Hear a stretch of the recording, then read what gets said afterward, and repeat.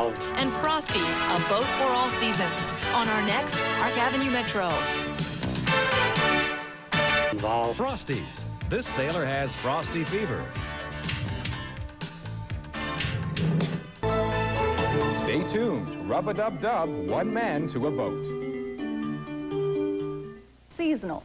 That is, you can do it all year round. And sailing has just joined that category.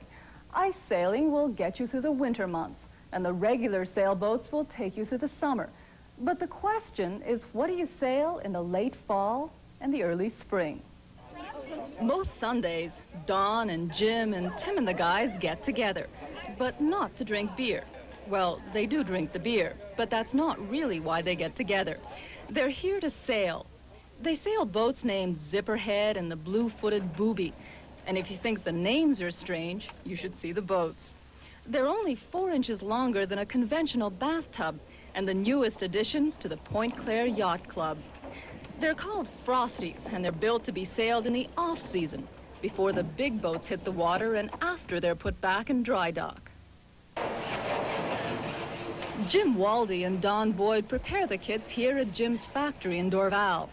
They sell them both here and in the U.S., but we wondered why anyone would build one of these when you could simply hop onto a sailboard and drift away.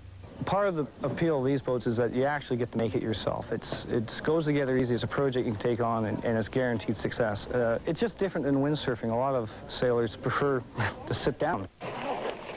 This is what you should wear when you sail in frigid waters. It's a dry suit, and it keeps out the water and the cold if you tip. One drawback is the cost. It's nearly as much as the boat. Part of the preparation means getting the boats to the water.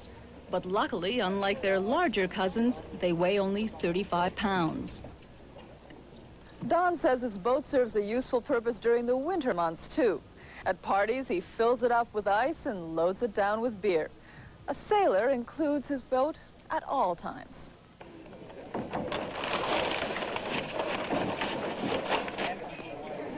3, 2, 1. The race begins, and there's barely a breeze.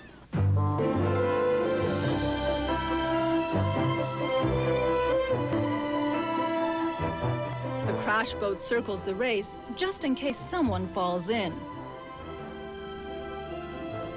We do this like little puppy dogs wagging their tails. You can move, and this is totally illegal. But I mean, if there's no wind, maybe we'll do that.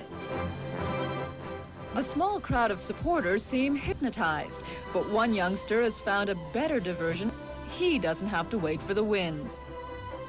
A race that normally takes 15 minutes took about an hour, but it seemed that for real sailors, just being on the water was all that counted.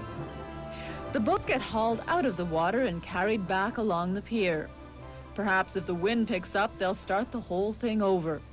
But for now, it's back to the refreshments.